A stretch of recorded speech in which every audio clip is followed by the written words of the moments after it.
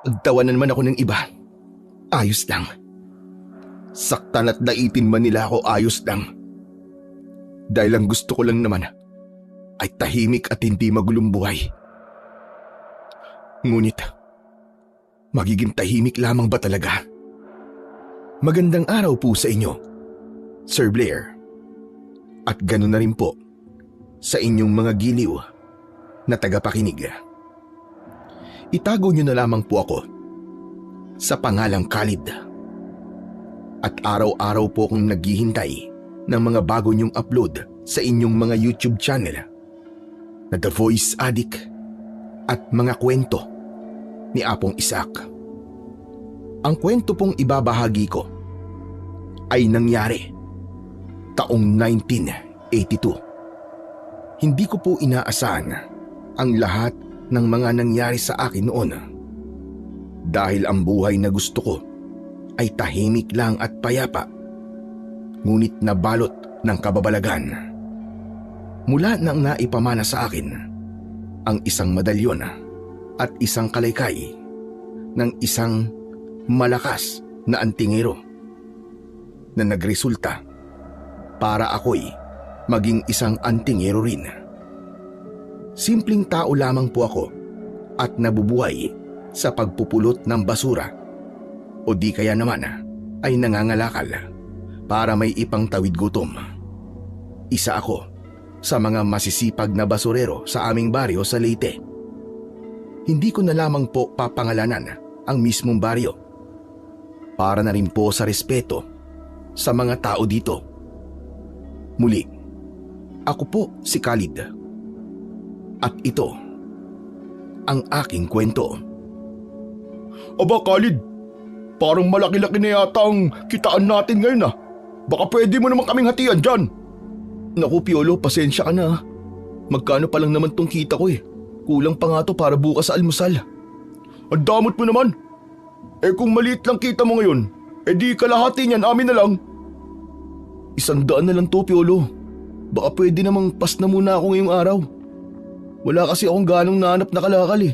Pero pangako bukas, kapag nakarami ako, hahatian ko kayo. Khalid. Alam mo naman yung mga ayaw ko, di ba? Mga kasama, kapkapan siya. Tulad ng sinabi ni Piolo, sabay-sabay akong kinapkapan ng mga kasama niya. Ayokong magsalita, lalo nang ayokong lumaban dahil alam ko sa sarili ko noon na kahit gaano pa ako katapang ay wala akong panama sa grupo ni Piolo. Aha! Kakaunti lang ha? Eh ano to? Hindi ako makapagsalita ng oras na yon dahil sa takot, dahil alam ko na rin ang magiging kasunod ng bagay na yon, lalo na't pinagtaguan ko ng pera si Piolo. Hoy, sumagot ka Khalid! Ano to? Pasensya na Piolo ha. Bala ko kasing magpahinga muna bukas sa pangangalakal, kaya nagtabi ako ng pera para bukas. Eh alam mo naman di ba na ayokong pinagtataguan ako? Pasensya ka na talaga Piolo. Kung gusto mo, kunin mo na yung 200 at kahit 100 na lang sa akin. Sa ginawa mo to, kukunin ko na lahat to. Maawa ka naman sa akin oh. Pinagpaguran ko yan eh. Manigas ka! Nek-nek mo! Ang laki-laki ng katawan mo kaysa sa katawan ko. Pero bakit kailangan mo pang manguha ng perang hindi naman sa'yo? Lumaban ka naman ng patas sa buhay. Ano sabi mo? Nang mga oras na yon, doon ko palang napagtanto na nakapagsalita pala ako ng mga bagay na hindi dapat. Kaya naman, nanginig ang tuhod ko sa takot na baka saktan ako ni Piolo. Ang sabi ko, anong sabi mo? Ulitin mo! Wala Piolo. Wala akong sinabi. Lolokohin mo na naman ako? Hindi, pangako. Wala talaga akong sinabi. Huwag mo akong pinaglololoko ah. Dinig na dinig ko sinabi mo. Nagulat na lamang ako nang dahil ng mga oras na yon ay bigla na lang akong kinwelyuhan ni Piolo. Lumingalinga ako para humingi sana ng tulong sa mga taong nakapaligid sa amin Ngunit nakatingin lamang sila sa akin habang tumatawa. Hoy! Gusto mo na ba lumaban ha? Hindi Piolo, hindi ako lalaban. Hindi naman pala eh. Ito ang tatandaan mo, Khalid. Magtatrabaho ko kung gusto ko. Pero kung ayoko, wala kang magagawa. Naiintindihan mo ba? Oo, naiintindihan ko. Yan! Magpakabait ka. Ganyan maging aso masunurin. Matapos sabihin niyo ni Piolo, akma na sana siyang aalis. Ngunit dumating ang kaibigan kong si Celestine at biglang hinablot ang pera sa kamay ni Piolo. Siraulo tong babaeng to ah. Naghanap ka ba ng sakit sa katawan ha? Piolo, alam mo ikaw, matagal na ako nagtitimpi sa iyo eh. Hindi ka ba nahihiya? Halos si Khalid na ang bumubuhay sa iyo. Mahiya ka naman sa balat mo. Celestine, huwag ka nang mag-ilam. Hindi natin sila kaya. Isa ka pa, Khalid. Kung tutusin, kaya mo sila eh. Masyado ka mabait. Masyado ka nagpapaalipin sa mga gahamang yan. Ginagawa mo mahina ang sarili mo eh. Hoy, Celestine. Kung makapagsalita ka parang mabitaw ka. Gusto mo bang pag-umpugin ko ulo niyong dalawa? Hoy, lalaking walang leeg. Baka gusto mo bawasan ko yung taba mo sa katawan. Huwag mo akong tinatakot ha. Tama na yan. Ibigay mo na lang yung pera para hindi na umaba pa yung gulo. Sige na. Ayoko. Khalid, pagsabihan mo yung kaibigan mo ha. Kilala mo ako magalit. Sige na, Sele. Ibigay mo na. Kikitain ko pa naman ulit yan eh. Yun nga yung pangit eh. Kumikita ka nga ng pera. Hindi naman para sa sarili mo. Hindi ako titigilan ng mga yan eh. Kaya sige na, ibigay mo na lang. Tignan mo, pinagtatawa na tayo. Tumawa sila hanggang sa maubusan sila ng hininga. Wala akong pakialam sa kanila. Halika na, huwag mo na lang silang pansinin. Lalo na yung Piolo na yan. Hindi na nahiya. Nang dahil sa'yo, nanaba siya ng ganyan. Abat! Nang mga oras na yon, ay hinila na ako ng kaibigan kong si Celestine. Si Sele po ay ang pinakamatalik kong kaibigan at kapwa kong nabubuhay lamang sa pagbabasura. Ngunit ang kaibahan namin ay matapang siya at matalino. Bakit mo naman ginawa yun, Sele? Mali yun. Siguradong re-rest baka nila ako. Mali? Anong mali sa pinaglaban ko lang naman yung karapatan ng kaibigan ko? Sige nga. Pero kasi Sele, siguradong mas lalaki lang yung gulo sa pagitan namin ni Piolo at ng mga aso niya. Ay nako. Alam mo Khalid, kung patuloy ka magiging ganyan, lahat ng tao talagang pagtatawanan ka.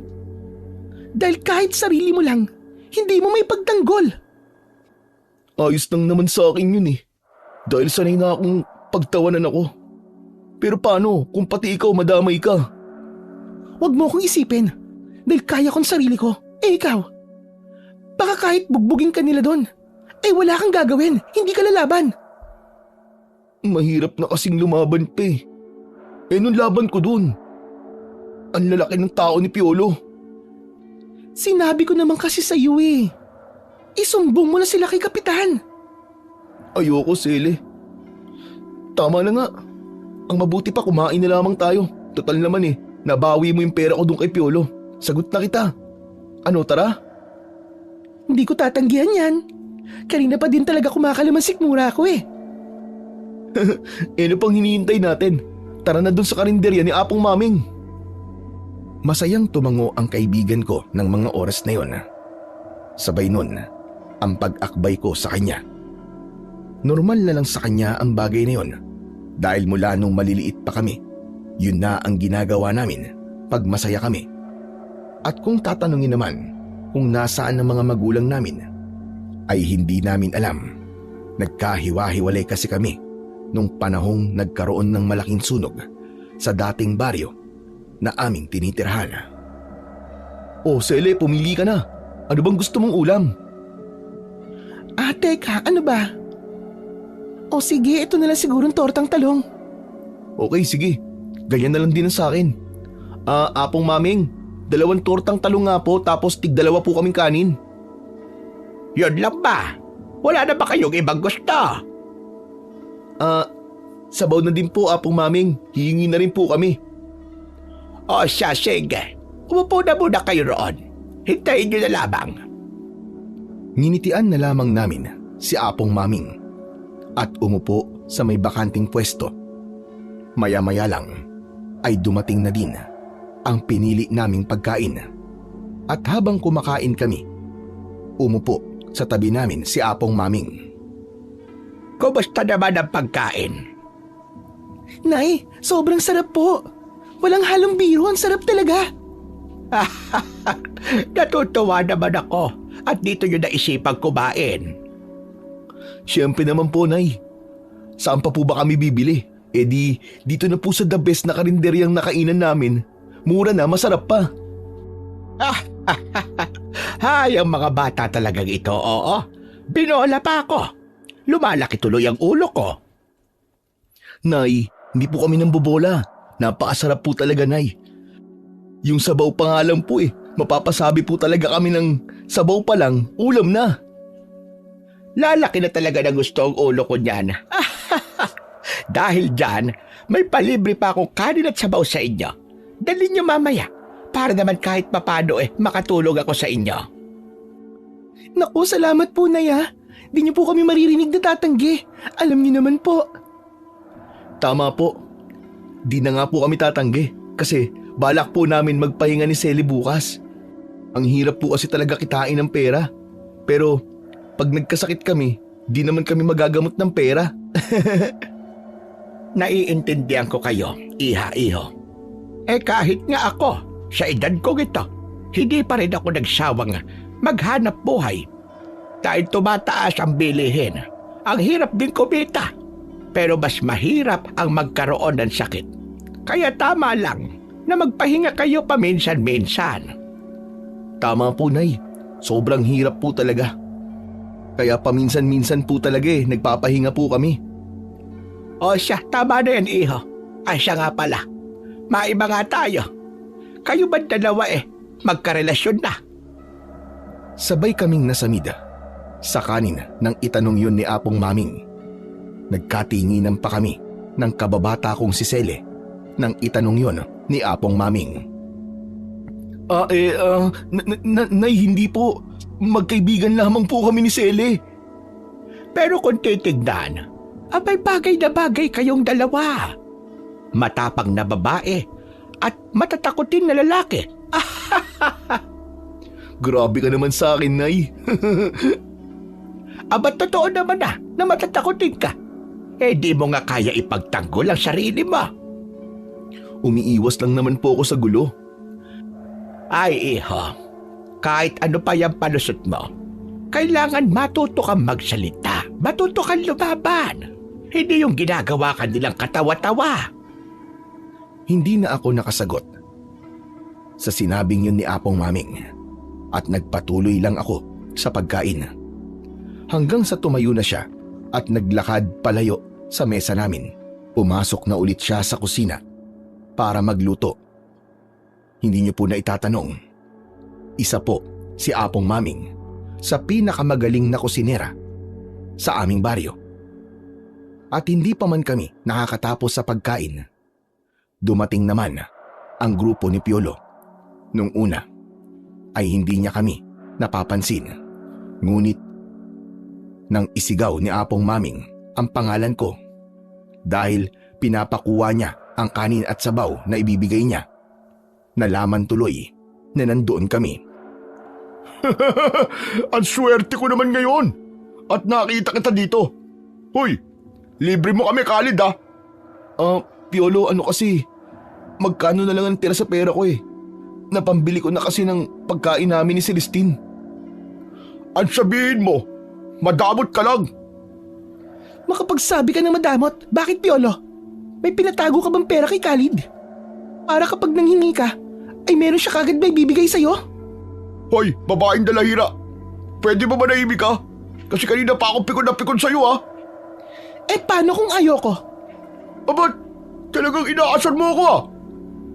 Nagulat na lang ako Nang biglang kinuwelyuhan ni Piolo ang kaibigan kong si Sele, buti na lang at agad na pumagitna si Apong Maming. Sandali, ano ba yan? Wala ka na talaga nire-respeto, Piolo. Kahit saan na lang, gulo ang dala mo. Apong Maming, wala po kayong alam dito Kaya wag po kayo nangingialam. Baka madamay pa kayo sa init ng ulo ko. Aba, ikaw na nga itong nanggugulo. Ikaw pa itong batapang. Kung gusto mo ng gulo, huwag ka dito sa karinderya ko. Umalis kayo dito. At baka hindi ako makapagtimpe. At ipadampot ko pa kayo sa mga tanod. Tara na nga mga kasama. May araw ka dito sa akin, matanda ka. Lalo na ikaw, Khalid. Kasama na yung kaibigan mong pinagliis sa inahing manok. Hindi ako natatakot sa'yo. Tama na yan, Sele. Nang mga oras na yon, parang gusto ko na lang mawala na parang bula dahil sa mga tingin sa akin ng mga tao. Alam ko kasi ang iniisip nila na kailangan ko pa ng babae para ipagtanggol ako. Nay, salamat po kanina at pati na rin po dito, uuwi na po kami. Sa susunod po ulit Walang anuman, iho. Basta pag-isipan mo ang sinabi ko. Minsan kahit sobra pa ang kabaitan mo, kailangan matuto ka rin lumaban dahil minsan ang pagiging mabuting tao mo ang siyang magpapahamak sa iyo. Opo, Nay. Salamat po. Mauna na po kami. Nginitian lamang kami ni Apong Maming habang kami naman ni Sele ay sabay nang naglakad paalis. Sele, ba't parang di ka yata nagsasalita? Wala. Iniisip ko lang yung mga sinabi ni Apong Maming kanina. Parang may malalim na kahulugan eh. Anong ibig mong sabihin? Ang ibig ko lang sabihin, kailan ka kaya matatauhan? At sa mga piling tao ka lang magiging mabuti. Ginagawa ko lang naman yung bagay na yun Hindi magdadala sa akin sa panganib Kasi kapag pumatol pa ako, siguradong hahaba at hahaba lang yung gulo. Hanggang sa hindi na matapos. Ay nako, ewan ko sa'yo. Bigyan mo na kasi ng leksyon, Khalid. Patikimin mo lang ng isang sapak. Yung bang liliko talaga ang leg niya sa lakas ng suntok mo. Alam mo kapag nakatikim siya ng kamao mo, sigurado ako, titigilan ka na niya. Napaka-imposible naman nun, Sele. Kahit kailan, di magtatanda yun, no? Sa bagay, may punto ka. Sele, ang kinakatakot ko lang naman baka totohanin niya yung pananakot niya kanina. Ayoko naman na madadamay kayo. Dapat kasi di nyo nalang pinatulan yun Ay nako, Khalid, kita mo naman diba? Dahil wala kang ginagawa, namimihasa sila. Ako naman yung pinagtitripan at pinagtatawanan nila dahil kailangan ko pa ng babae para may magtanggol sa akin. Ano naman ngayon? Tumawa lang silang gat gusto nila. Huwag ka magpapapekto sa kanila. Tumahimik na lang ako noon at hindi na kumibo pa hanggang sa nakarating na kami sa kubo ni Sele at doon ko na siya iniwan habang ako naman ay nagpatuloy na hanggang sa nakauwi na rin ako sa kubo ko. Hindi ako mapalagay ng gabing yon. Pakiramdam ko may mga matang nagmamasid sa akin. Kaya naman dahil sa takot ay isinara ko na lang ang mga bintana at pinto ko at pinilit na lang na matulog. Mabilis na lumipas ang gabing yon at nagising na lang ako dahil sa malakas na pagkatok ni Sele. Ano ba yun? Ba't ang aga-aga ang ingay mo? Masamang balita. Kanina kasi pagising ko, agad akong pumunta sa bayan. Kalat sa baryo ngayon. Patay na raw si Apong Maming. Nanlamig ang buong katawan ko noon nang malaman ang masamang balitang daladala ni Sele. Napatitig pa ako sa mga mata ng kaibigan ko na para bang inaalam kung nagsasabi ito ng totoo. Ano ba yung pinagsasasabi mo, Sele? Ang aga-aga. Ang pangit naman ng biro mo. Hindi ako nagbibiro, Khalid. Kalat na ngayon yung balitang yan. At kaya rin ako nandito. Pinapatawag ka ng pamilya ni Apong Maming. Ha? Pero bakit daw? Hindi ko alam eh. Pero sandali. Ano bang kinamatay ni Apong Maming? Nabagsakan siya ng malaking puno at lasog-lasog ang buto niya. Diyos ko, hindi kaya si Piolo may gawa nun? Tama ka. Posibleng si Piolo nga. Dahil halos kumatay na siya ng tao kahapon sa mga tingin pa lang niya sa atin. Mamaya na lang natin ituloy yung pag-uusap natin. Magbibihis lang muna ako. Pupunta ako dun sa bahay nila Apong Maming. Sige. Uy, papasok ako ha. May kape ka ba dyan? Meron. Sa lamesa, magtimpla ka na lang. Magbibihis lang ako sandali. Ilang minuto lang ang tinagal ko sa pagpapalit ng damit at paglabas ko ay patapos na rin si Sele sa pag-inom ng kape. Ginawa mo bang tubig yung kape? In-straight mo? Kahit sino kayang straightin to. Paano ba naman yung tubig mo? Malamig pa sa nguso ng pusa. Yun ba? May singaw kasi yung thermos na yan eh. Tsaka napulot ko lang naman yan eh. Mukhang maayos pa kaya inuwi ko. Ay nako, hindi ko man lang na-enjoy yung pagkakape ko. Huwag ka na magreklamo. Ikaw na nga lang itong nakikikape eh. Tumahimik na lang ang kaibigan ko.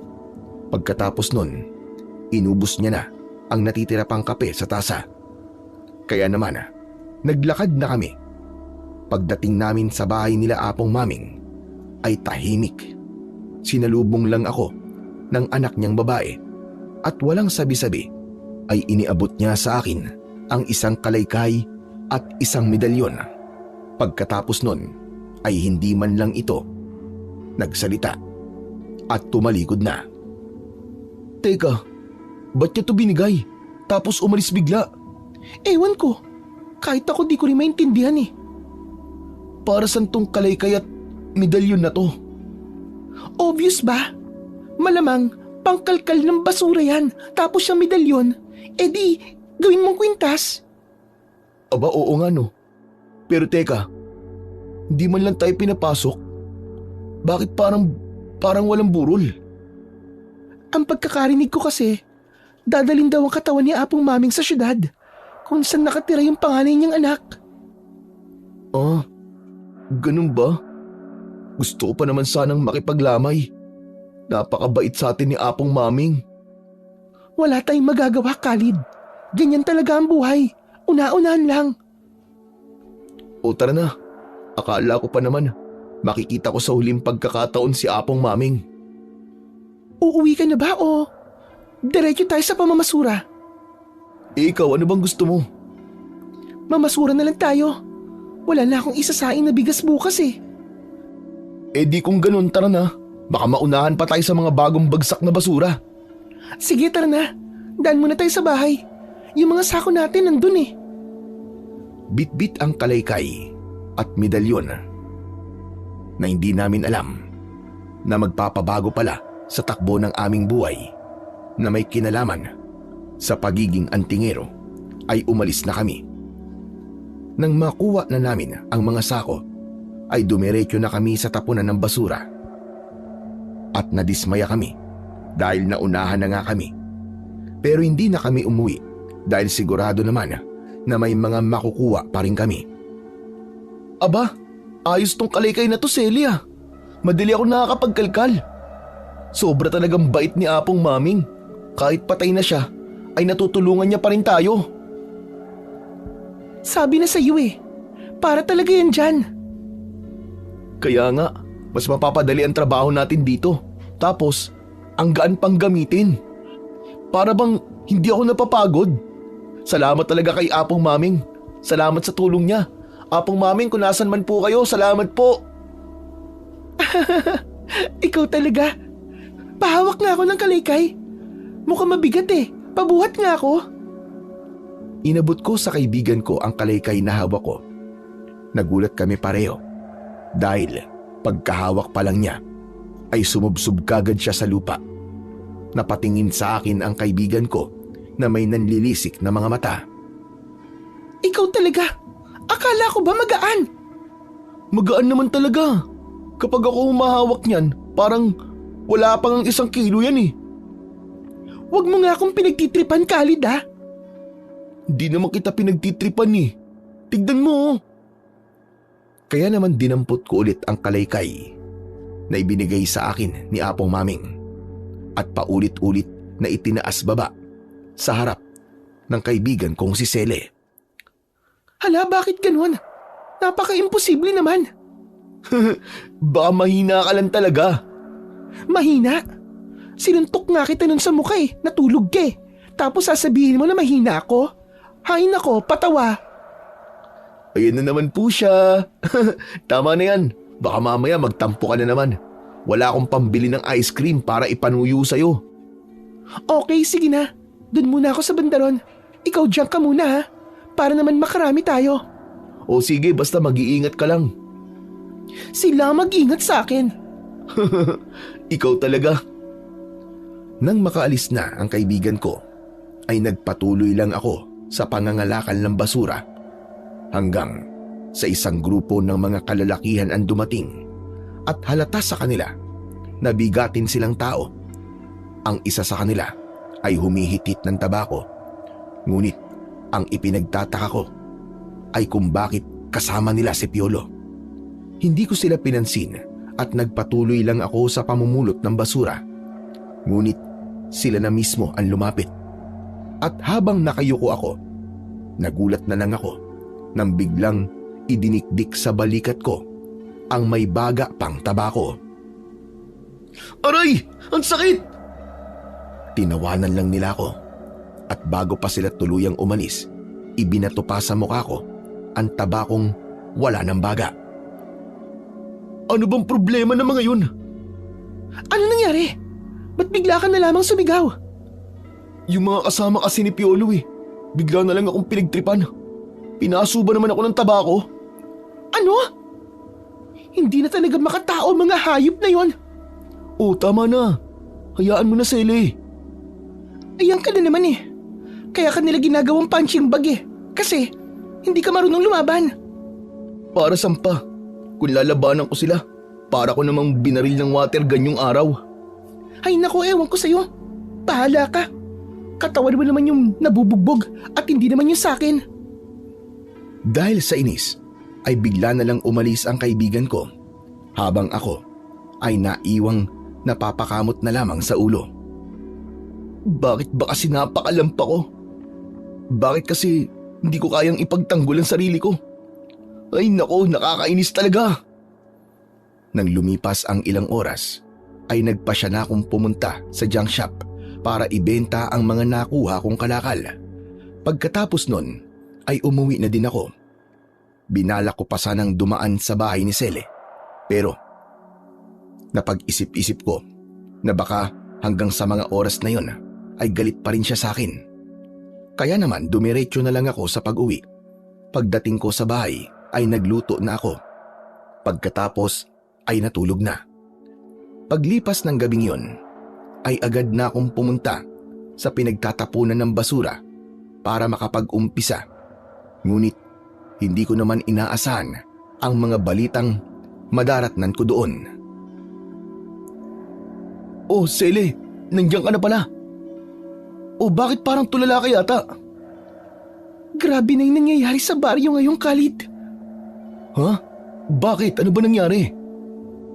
May mga nakita na namang patay na tao. Kilala sila bilang mga basurero din. Ha? Anong ibig mong sabihin? Ngayon lang ako kinalibutan ng ganito, Khalid. Kasi kanina bago ako pumunta dito, nakiisyoso muna ako doon. Nakita ko yung mga bangkay.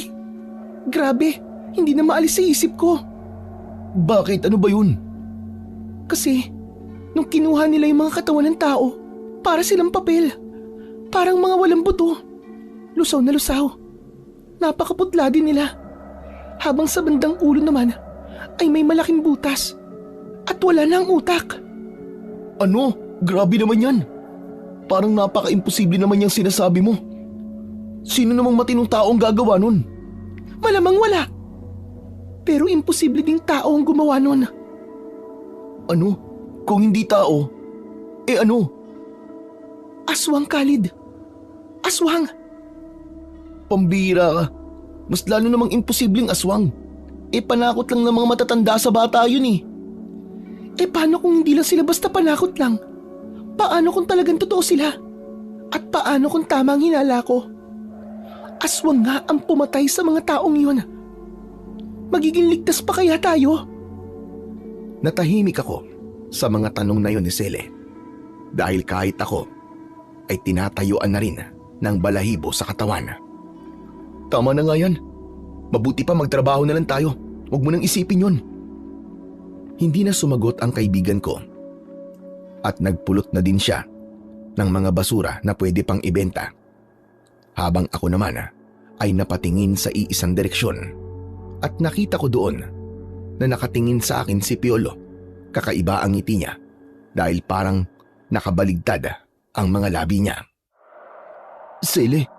Sele, lika! Sele! Magpahinga na muna tayo. Ha? Ba't ang aga naman? Ang konti pa lang na nakukuha ko eh. Hayaan mo na. Sagot ko na yung pagkain mo, basta tara na. Sumunod na lang ang kaibigan ko at pumunta kami sa isang tindahan at doon sumilong. Ibinili ko na rin nang maiinom ang kaibigan ko habang patuloy ko pa rin iniisip ang postura ni Piolo. Sele, may kakaiba kay Piolo. Ha? Ano namang kakaiba sa kanya? Nagmukha na bang anghel? Yung dating mukhang dyablo? Hindi yun. Parang may bago sa kanya ngayon. Kanina kaya ako nagpa siyang magpahinga. Nakita ko siya kanina eh. Nakatingin sa akin, nakangiti. Oh, nakangiti naman pala eh. Pero yung ngiti niya sobrang nakakatakot, promise. Kasi parang nakabaligtad yung labi niya. Tapos, yung ilalim ng mata niya sobrang itim, parang adik. Baka tama ka. Baka talaga namang nag-a-addict na si Piolo. Hindi naman siya ganun eh. Iba talaga ang pakiramdam ko nung nakita ko siya. Talagang nakakatakot. Hanggang ngayon kinikilibutan pa rin ako. Eh noon ka pa naman takot na takot kay Piolo eh. May pinagbago pa ba? Hindi mo naman kasi ako naiintindihan eh. Sige na nga, didiretsahin na nga kita. Habang tinitignan niya ako kanina, pakiramdam ko, binabalatan niya ako ng buhay eh. Ano ka ba? Huwag kang matakot sa kanya. Yun lang yun. Kasi kapag patuloy kang natatakot sa kanya, gagamitin niya yung bilang kahinaan mo para maging sunod-sunuran ka sa kanya. Kaya tara na, bumalik na tayo doon at sayang ang kikitain natin. Sumunod na lang ako sa kaibigan ko. Kaya pagbalik namin sa tambakan ng basura, ay iniwasan ko na lang na magpalinga-linga. Hanggang sa natapos na ako sa pagpupulot ng basura, napuno namin ang tagdalawang sako namin ni Sele. Kaya pagkatapos kong itali ang mga sako, ay inupuan ko ito. Maya-maya lang ay tinabihan ako ng kaibigan ko. Ang tahimik mo yata, boy ah. Ano kasi, kinikilabutan pa rin ako sa mga ngitian ni Piolo kanina. Pakiramdam ko tuloy. Winawasak niya ang pagkatao ko eh. Ang OA mo naman, Khalid. At saka bakit ba sobrang takot na takot ka doon? Hindi naman sa takot na takot ako. May bagay kasi sa loob ko na dapat hindi ginagalit yung mga taong tulad niya. Alam mo yun? Naiisip mo lang yan kasi hindi kanya tinatrato ng tama noon. Oo nga no, siguro ganun nga.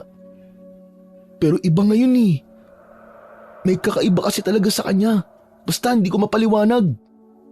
Ay nako, hayaan mo na nga lang. Tapos eto pa. May kakaiba din dito eh. Alam mo kasi Sele, mula nang mahawakan ko, ang kalaykay na yan na galing kay Apong Maming. Pakiramdam ko, alam ko ang lahat ng mga bagay na hindi makakabuti sa paligid ko. Ano bang ibig mong sabihin, Khalid ah? May superpower? Yung kalaykay na yan? Ganun ba? Ewan ko pero ganun ba yun? Eh ano pa ba? Basta parang ganun na nga. Ay naku, ano ba yan? Lahat na lang ng imposible na pag-uusapan natin ah. Yung aswang na nabanggit ko kanina. Hindi malayong meron na nga tayo dito sa baryo. At about naman sa kalaykay na yan, hindi natin alam. Baka may nagmamay-ari niyan noon na isang pambihirang tao. Hindi lang natin alam kay Apong Maming. Tulad ng ano? Mga albularyo, manunugis, o di kaya mga antingero. Pambihira. Saan mo naman natutunan ng mga yan? Tsaka, Saan mo ba nakukuha yan? Baka nabasa mo lang sa comics yan eh. Ay nako, ewan ko sa'yo kung ayaw mo maniwala, di wag. Pero wag mo akong pagtawanan ha. Hindi ko sa comics nabasa yan. Sa libro ko nabasa lahat na napulot ko din sa basurahan. At yung mga taong may kakayahan tulad ng mga nabanggit ko ay makapangyarihan, baka kala mo. Alin sa mga yun? Yung kayang pumuksa ng aswang? Ang pagkakaalam ko lahat sila. Pero yung albularyo, may alam lang sila sa pagpapahina. Pero mas magaling pa rin yung manunugis at antingero sa pagpatay ng mga aswang. Grabe, parang astig naman pakinggan yung kwento mo. Astig talaga. Pero alam mo ba na may mga tao din na kayang pumatay ng aswang o tumalo sa 10 batalyon na aswang? Huh? Talaga? Paano? Sabi dun sa libro na nabasa ko, posible lang yon kung napili ka ng isang dating manunugis o antingero na ipagkatiwala ang isang mahalagang bagay na dati nilang ginagamit sa pagkatay sa mga aswang. Huh? Ganun ba yun? Oo, Khalid, maniwala ka. O sige, magkwento ka pa. Nag-e-enjoy ako sa'yo eh. Gusto ko pang magkwento, kaso hindi ko pa tapos basahin eh. Sa kapal kasi ng librong yon, halos hindi ko pa nakakalahati. Ay, ganun ba? Sayang naman. Bigla kasi ako naging interesado sa mga kababalaghan na ganyan. Sige, wag ka mag-alala. Sa susunod, makakatapos din ako ng ilang pahina. Bago tayo umuwi, kikwentuhan kita. Ayos, salamat Sally ah. At least kahit di ako marunong magbasa, nalalaman ko ang lahat dahil sa'yo. Matapos kong sabihin yon, nagulat na lang ako nang marinig ko sa likuran namin si Piolo. Malamig ang boses nito habang tumatawa. Pagtingin ko sa kanya ay bumalik na naman ang takot sa pagkatao ko dahil kitang-kita ko ang mga labi niya na nakangiti pero nakabaligtad. Mangmang ka pala, Khalid eh. Kahit magbasa, hindi mo kaya. Ano bang problema niyo sa hindi marunong magbasa? At least, kahit hindi niya kaya yon, kaya niya naman buhayin ang sarili niya. Hindi tulad ng kilala ko dyan.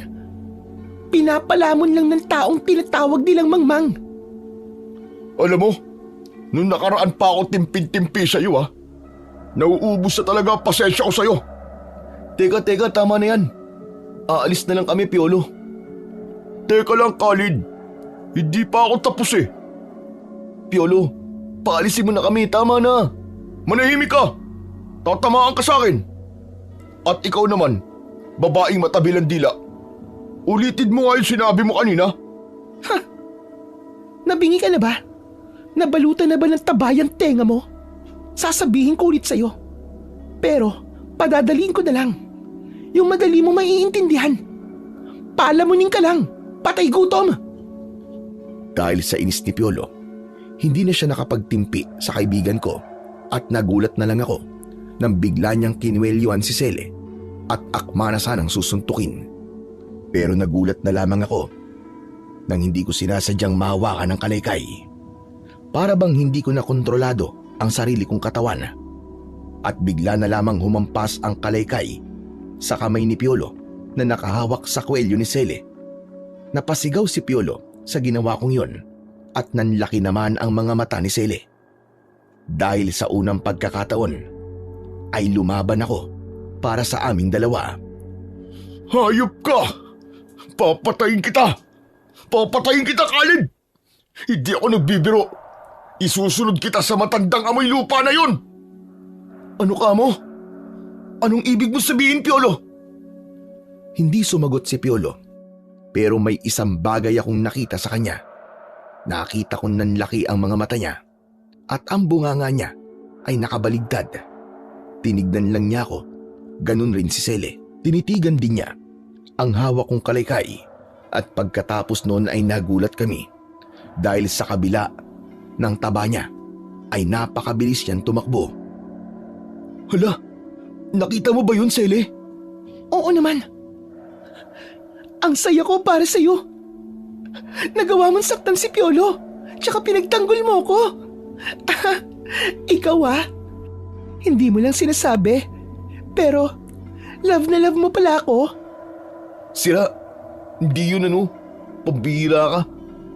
Yung itsura niya bago siya umalis. Nakita mo ba? Lumaki yung mga mata niya. Nagbago din ang forma ng bibig niya. Ay, akala ko naman kung ano. Pero wala naman nagbago sa mukha niya. Yung pa rin tulad ng dati. Yung nakakainis na Piolo pa rin naman. Bakit ganun? Bakit hindi tayo pareho ng nakikita? Kahit sigurado naman ako sa mga nakita ko. Baka gutom ka lang. Ang mabuti pa, tara na. Ibenta na natin itong mga kalakal natin. At nang makabili na tayo ng makakain. Sige, mabuti pa nga. Ay nako, akala ko pa naman kaya niya ako pinagtanggol kasi ayaw niya na masaktan ako. Dahil ano? Pero hindi pala. Sele, may sinasabi ka ba? Wala. Sige, bilisan mo na. Alis na tayo. Nang matapos na namin maibenta ang mga dala naming kalakal, agad kaming pumunta noon ni Sele sa plaza. Kahit napakadusing namin at napakabaho, ay wala kaming pakialam sa sasabihin ng iba. Pagdating namin doon, ay kanya-kanya kami ng pili ng mga bilihin. Kahit nakikita ko sa mga taong nadadaanan namin kung paano kami tawanan. O ano, Sele, nabusog ka ba? Hindi lang busog, kundi busog na busog. Uy, thank you ha. Kahit may pera pa naman ako, sinagot mo pa rin pati pagkain ko. Ikaw pa ba? Malakas ka sa akin eh. Ay sus! Pero nakaka-proud talaga yung ginawa mo kanina ha. Salamat uli. Sa totoo lang, Sele, ayos lang naman sa akin. Nasaktan nila ako eh. Pero kung idadamay ka nila, iba na yun. Parang ibang usapan na yun. Ikaw ah. Lo, ano nangyari sa'yo? Siyempre gagawin ko yun. Kasi magkaibigan nga tayo, di ba? Ayoko masasaktan ka. Ay oo nga pala. Magkaibigan lang. Tsaka Sele, sa totoo lang, ayos lang talaga sa akin na apihin ako, tawanan ako. Wala naman sa akin yun eh.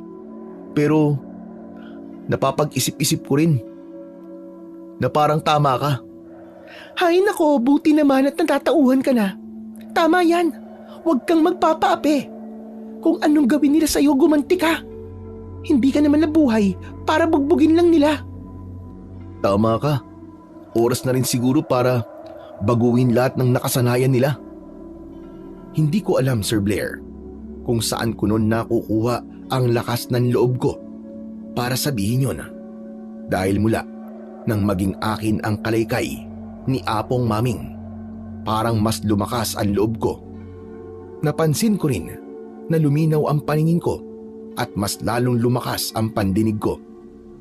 At may lakas ako ng loob na kahit kailan ay hindi ko pa naramdaman.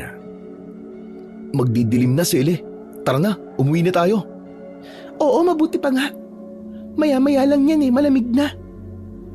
At sabay na nga kaming naglakad noon pa uwi. At habang naglalakad kami, unti-unti na ngang nilalamon ng dilim ang araw. Kaya naman, mas binilisan pa namin ang paglalakad. Parang napakakaiba ng kakahuyan ngayon ano? Kinikilabutan ako, Khalid. Bakit? Ano bang meron? Parang may mga mata kasing nakamasid sa atin eh. Parang anumang oras, susugurin tayo at kakainin. Ang tapang mo kina Piolo ha? Pero sa ganyan natatakot ka? Aba, malay ko bang aswang yan? Eh yung kumag na yun, kaya ko pa yung suntukin eh. Pero yung aswang, aba, ibang usapan yun. Wala akong laban doon. Eh nandito naman ako eh. Di naman kita pababayaan.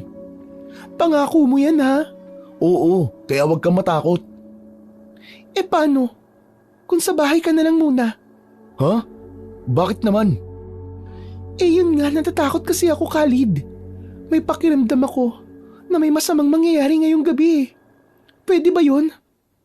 Oo naman, pwedeng pwede. Ayun, tamang-tama. Magpipitas na lang ako ng okra. Mag-aadobo ko para di mo na kailangang umuwi para kumain. Teka, parang may kakaiba sa'yo ngayon ah. Naku, wala ah. Eh ganito naman talaga ako noon pa, di ba? Hindi ko alam ha. Para kasing nanibago ako. Baka naman kasi lalo akong gumanda. Yun, tama. Parang nitong mga nakaraang araw, parang ang blooming-blooming mo. Pero dati naman, halos siga ka pa nga manamit sa akin eh. Ano ka ba? Siyempre babae pa rin ako, no? Hindi naman palaging ganun. Dapat bigyan ko din ng time yung sarili ko para magpaganda. Oo nga no, tama yan. Pareho nang may mga bagay na nagbago sa atin. Nagngitian na lang kami matapos kong sabihin ang mga bagay na yon. At nang makarating na kami sa bahay niya, agad akong nagkusa na pumulot ng mga tuyong kahoy dahil alam ko na magluluto siya. Ama na yan. Papadilim na. Magsasaing na ako ng mais. Teka, mais yung sinasaing mo? Wala ka bang bigas?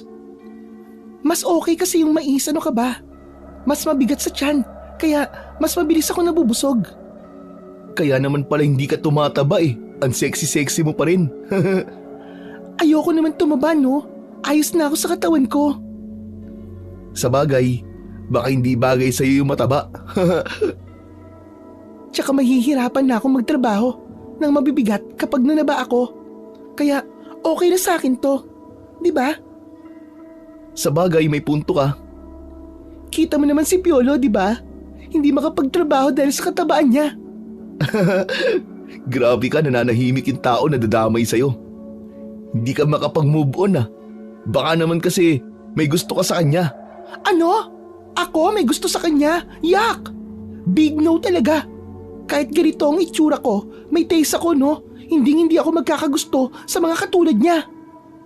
Sabi mo eh. Bakit parang hindi ka naniniwala? Naniniwala ako, no? Sabi mo kasi hindi mo siya gusto. Kaya pinaniwalaan ko. Pero yun talaga ang totoo. Sa katunayan nga niyan eh, may gusto akong iba. Napakabuti niya kasing tao. Talaga? Kwentuhan mo naman ako. Wag na. Hindi matatapos sa mga dapat kong gawin kung puro lang tayo daldalan dito.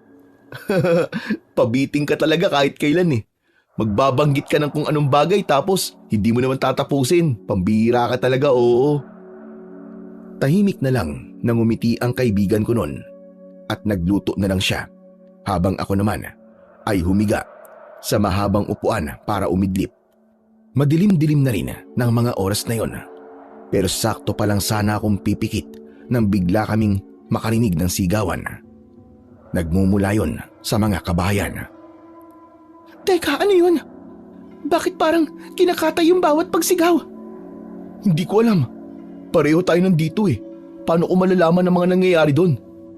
Ang mabuti pa, isara mo lahat ng bintana. Kinakabahan ako. Baka kung ano nang nangyayari sa baryo eh. Ano ka ba? Ang layo natin sa mga kabahayan, no? Imposible naman na madamay pa tayo dito. Mas mabuti na sigurado tayo kesa naman sa huli tayo magsisi. Sige na, sarado mo na. Hindi ako nakinig sa kaibigan ko. Sa halip ay tumayo ako at akma sanang lalabas. Hoy, teka Khalid, saan ka pupunta? Sisilipin ko lang kung anong meron doon. Pambihira ka, para saan pa? Hindi mo alam kung anong meron doon. Kaya ako nga sisilipin, di ba? Para malaman kung anong meron. Alam mo naman kung anong nangyayari sa baryo ngayon, di ba? May mga natatagpo ang patay. Kaya huwag ka nang matigas ang ulo, Khalid. Mas mabuti na nandito tayo. At ligtas tayo.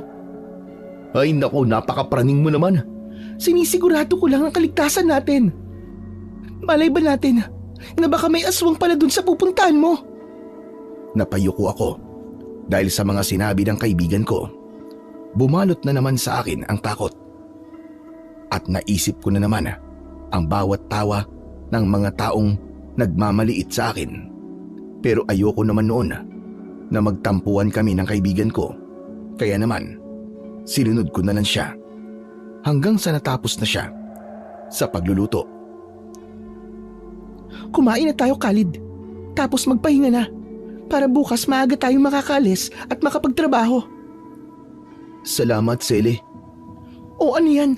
Bakit parang ang tamlay mo naman? Iniisip ko lang kung anong meron sa baryo eh. At bakit nagsisigawan yung mga tao. Alam mo, Khalid, may pinagtataka lang ako sa'yo. Bakit iniisip mo yung mga taong yun? Eh wala naman silang ibang ginawa kundi ang pagtawanan ka. Nag-aalala lang naman ako, Sally. Tsaka kahit pinagtatawanan nila ako, kung kaya ko naman silang tulungan, bakit hindi, di ba? Alam mo Khalid, pakiramdam ko bigla kang tumapang ngayon. Oh, ano namang kunik nun? Kasi noon, kahit magaspang ang pag-uugali ng mga tao sa'yo, wala kang paki sa kanila. Pero bakit pagkatapos mong labanan si Piolo, parang may nag-iba sa'yo? Ganun ba talaga yun? Tumapang ba talaga ako? O sadyang nag-aalala lang ako sa mga tao? Kung ano man yan, siguro hayaan na muna natin. Kumain na lang tayo. Gutom na ako eh. Sige na nga. Basta, aalamin ko na lang bukas kay Kapitan kung bakit nagsisigawan yung mga tao. Nagpatuloy na kami noon sa pagkain at nang matapos kami, nagpahinga lang ako ng konti at humiga na rin sa mahabang upuan habang si Sally naman ay pumasok na sa kwarto niya. Mabilis lumipas ang gabing yun. Nagmadali akong kumuha ng sako ko at binitbit ang kalaykay na galing kay apong maming niya. Sandali lang naman Khalid. Magilamos na muna tayo. Tulog pa nga ang diwa ko eh. Bakit ba nagmamadali ka? Bilisan mo na lang, magilamos ka na, sige na. Sigurado kasi niyan na nasa tambakan na ng basura si Kapitan. Mag-iikot yun eh.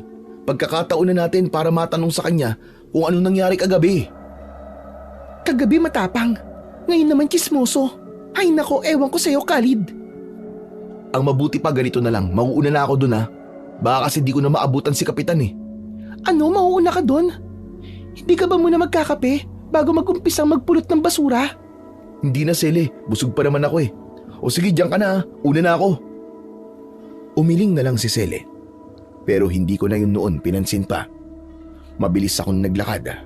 At nang makarating ako sa tambakan ng basura, ay tama nga ako dahil nandoon nga si Kapitan. Halata sa mukha nito ang pag-aalala.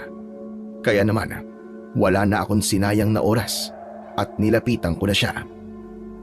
Kapitan, matanong lang po, ano po ba nangyari kagabi? Bakit nagsisigawan po yung mga tao? Sa mga tanong kong yun, ay hindi nakasagot kagad ang kapitan namin. Namumuo din ang mga luha sa mga mata niya. Kaya naman, kinutuban na talaga ako na may masamang nangyari nung gabing nagdaan. Kapitan, ano po nangyari? May nasabi po ba ako? Sinalakay ng mga halimaw ang baryo kagabi, Khalid. Pati ang pamilya ko. Nadamay sa pagpatay. Ha? Teka, Kapitan. Ano pong ibig niyo sabihin? Mahirap bang maintindihan ang sinabi ko? Namatay ang mga kaanak ko dahil sa mga halimaw. At hindi lang yun. Dahil madami rin ang mga namatay sa mga tao sa baryo. Pasensya na po, Kapitan. Hayaan mo na. Hindi naman natin na may babalik. Pero kailangan natin maganda. Dahil alam kong hindi yun ang huling beses na pagsalakay nila. Kapitan, gusto ko pong tumulong. Pagkasabi ko ng bagay na yun, tumahimik ang lahat. Ganon din si Kapitan. At napatingin silang lahat sa akin.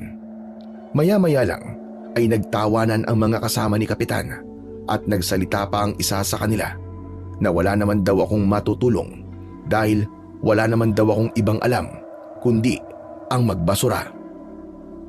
Seryoso po ako sa sinabi ko. Tutulong po ako sa abot na makakaya ko. Kayong magtawanan, tumahimik kayo. Wala kayong karapatan na maliitin si Khalid dahil lang sa alam nyo na namamasura lang siya. Sige Khalid, iyo.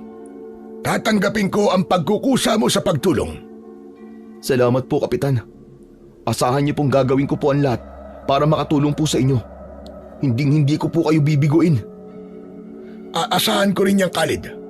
O siya, sige na. Mauna na kami.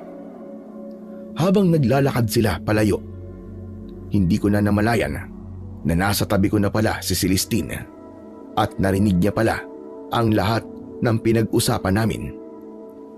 Anong ibig mo sabihin tutulong ka? Ay kabayo! Ano ba naman yan, Sally? Ba't pasulpot-sulpot ka bigla?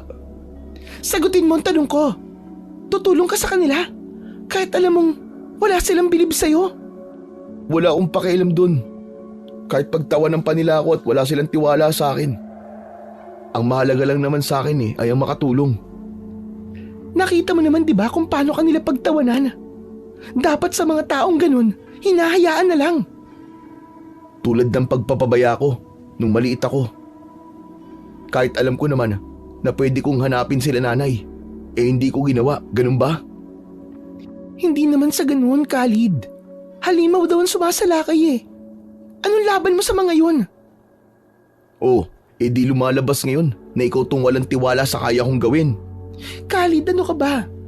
Mali naman yung iniisip mo eh. Paano kung mapahamak ka? Hindi mo alam kung anong kayang gawin ng mga halimaw na yun. Sele, ayokong may mga pamilyang matutulad pa sa akin. Ayokong may maulila ulit. O sige Khalid, kung yan ang gusto mo. Pero sige, paano mo sila lalabanan? Hindi sa lahat ng oras kailangan ko matakot. Alam kong may paraan para matalo sila. Kaya kung kaya ko, gagawin ko. At sa pagkakataong to, hindi ko hahayaang balutin pa ulit ako ng takot. Pero paano nga kung mapahamak ka, Khalid? Paano ako? Ikaw na lang ang pamilyang meron ako. Hindi ako mapapahamak, Celestine. Gagabayan ako ng Diyos, maniwala ka. At alam kong hindi niya ako pababayaan. Tulad nun, nahimala akong nakaligtas sa sunog. Kaya ko to. Kung hindi man, kakayanin ko pa rin para sa mga tao sa baryo. Hindi ko na alam, Khalid. Kung ano ba dapat kong gawin sa'yo, ang tigas ng ulo mo. Ano ba dapat ang gagawin mo sa akin? Wala naman, di ba? Noon gusto mo akong maging matapang at labanan ng takot ko. Eto na yun, Sele. Eto na yun. Pero hindi naman sa ganitong paraan, Khalid. Sobrang mapanganib ng gagawin mo eh. Malay mo bang aswang pala ang mga kalaban nyo? Pues lalabanan ko pa rin sila. Dahil wala silang karapatan para pumatay ng mga inosenteng tao. Tama na nga tong pag-uusap na to, Sele. Maghanap na tayo ng mga kalakal. Hindi na kumibo ang kaibigan ko. At tahimik niya na lang na ginawa ang mga dapat niyang gawin. Habang ako naman ay hindi mapalagay noon. Dahil kahit sinabi ko na matapang na ako, may bagay sa loob ko na takot ako. At dahil sa mga sinabi ko sa kaibigan ko, ay hindi na niya ako kinausap hanggang sa umabot ang tanghali. Tahimik pa rin siya. Sinubukan ko naman na kausapin siya, pero hindi niya ako pinapansin. Kaya naman, hindi ko na siya pinilit na abalahin pa at nagpasya na akong ibenta na kagad ang mga kalakal na nakuha ko at dumiretso na ako sa plaza para doon bumili ng lutong ulam.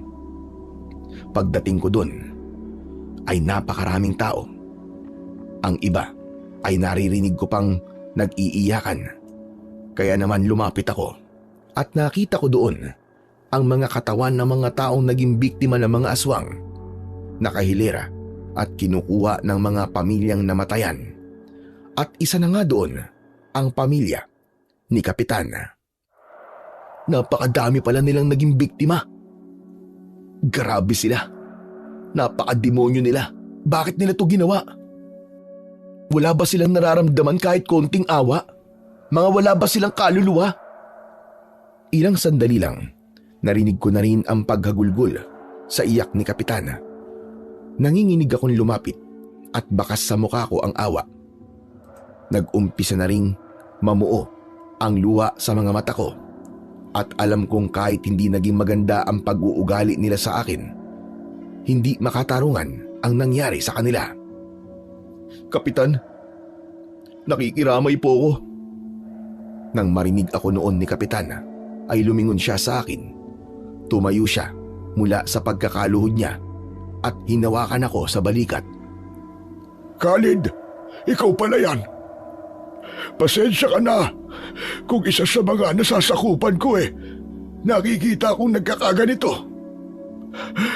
Hindi ko lang talaga matanggap ang mga nangyari. Hindi ko kasi akalain sa isang iglap lang ay magiging mag-isa na lamang ako sa buhay. Naiintindihan ko po kayo, Kapitan. Alam ko po ang pakiramdam ng maulila. Pero kailangan niyo pong lakasan ang loob niyo. Dahil sarili niyo na lang po ang kasama niyo ngayon. Alam mo, Khalid, hindi ko akalaing napakabuti mo pala talaga. Kahit na alam mong naging masama kami sa'yo. Pinagtatawanan at inaalipusta ka namin. Pero nandito ka pa rin para makiramay. Alam ko po kasi yung pakiramdam ng mawalan ng pamilya, Kapitan. Masakit pero kailangan pong tanggapin. Kaya dapat po kayo, Kapitan, lakasan niyo din po ang loob niyo. Kailangan magbayad ng mga halimaw na yun. Alam ko, Iyo.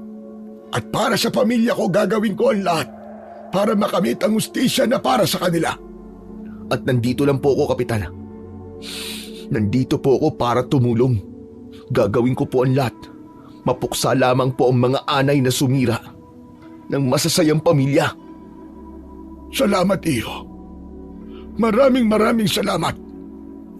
Nabigla na lang ako noon nang bigla akong yakapin ni Kapitan. Hindi ko inaasahan ang bagay na yon.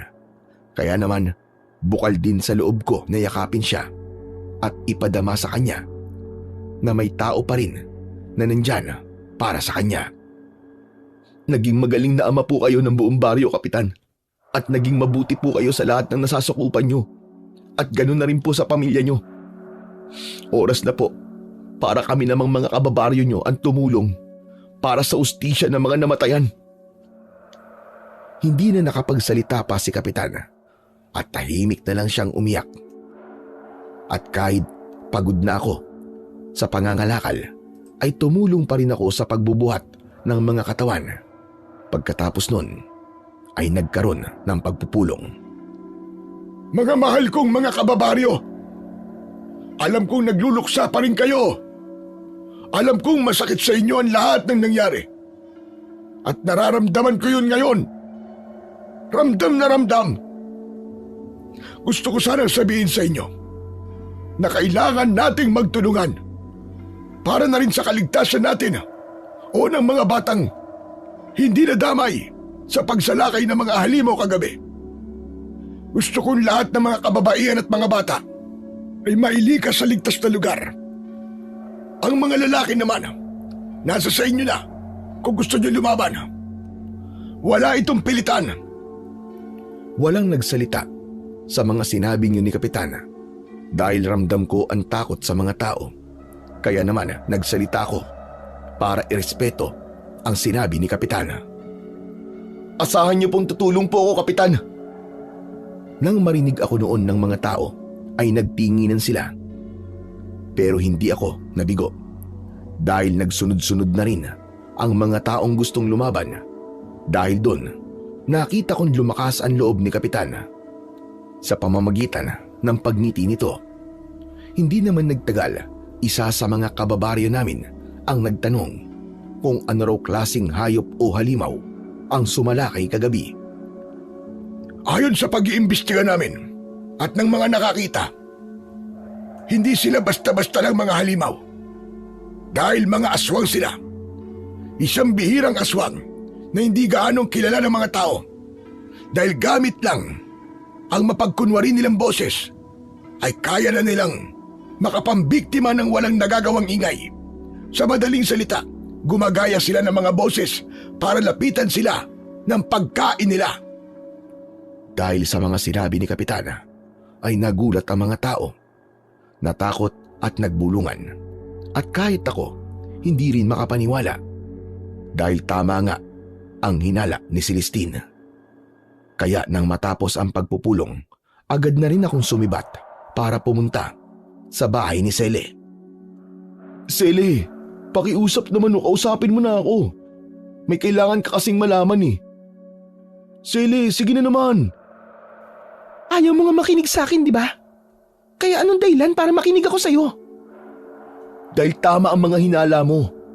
Aswang nga ang mga kalaban natin. Aswang ang mga pumapatay. Sabi ni Kapitan, gumagaya daw sila ng boses at yun ang ginagamit nila para makapambiktima.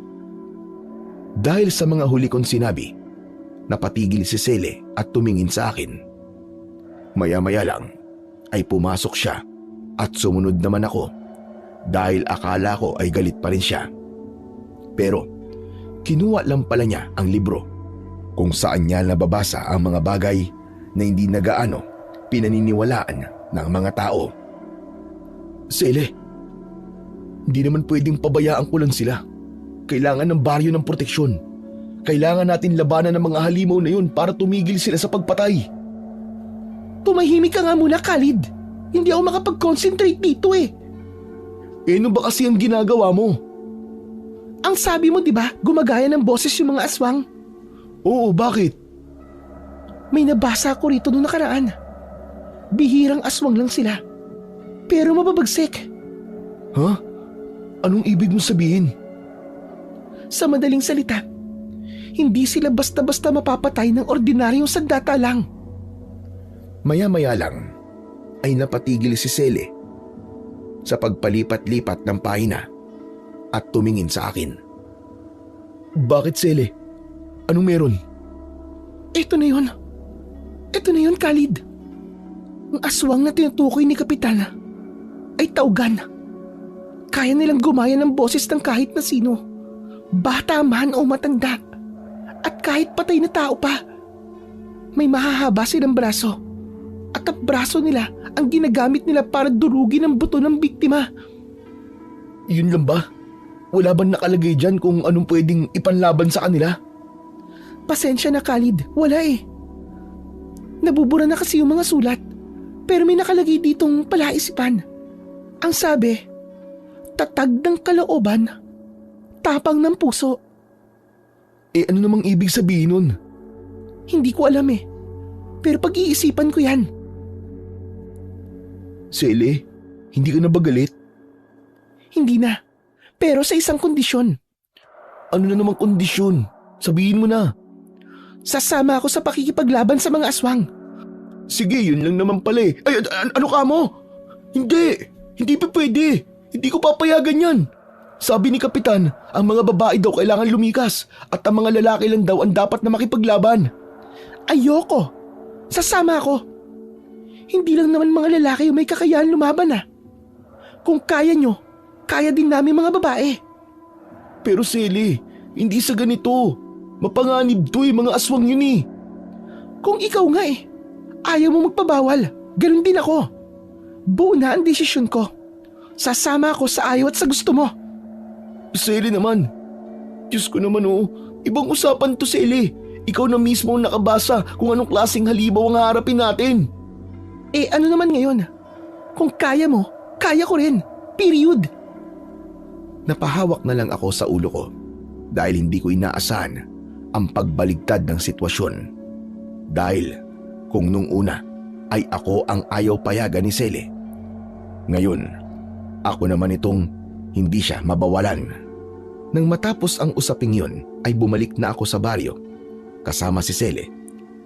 Dediretso kami sa bahay ni Kapitan. Pero nadaanan namin ang anak ni Apong Maming at hindi ko napigilan ang sarili kong tawagin ito para tanungin ang tungkol sa kalaykay at medalyon. Sandali lang po. Gusto ko lang po malinawan tungkol po doon sa kalaykay. Ano po bang meron doon? Bakit niyo po binigay sa akin yun? Tinignan ako ng anak ni Apong Maming. Napansin ko sa mga mata niya ang halo-halong emosyon. Hanggang sa nabalot sa amin ang katahimikan na binasag lang ni Sele. Tao po, magtititigan na lang ba kayo? Dahil doon ay nabalik ako sa katauhan ko at inaasahang magsasalita na ang anak ni Apong Maming. Pero nagulat ako nang hawakan niya ako sa braso at doon parang may mga bagay akong nakita sa isip ko na hindi ko maintindihan. At nang bitiwan niya ako, para ba akong pagod na pagod dahil bigla na lang akong hiningal at umalis na rin ang taong nasa harap namin. Hindi ko pa rin nakukuha ang sagot na gusto kong marinig. Hoy, okay ka lang ba, Khalid? Oo. Ayos lang ako. Bakit parang tulala ka? Kakaiba kasi sa pakiramdam nung bigla niya akong hinawakan. Bakit? Ano ba nangyari? Nung hinawakan niya ako sa braso ko, May mga bagay na pumasok sa isip ko.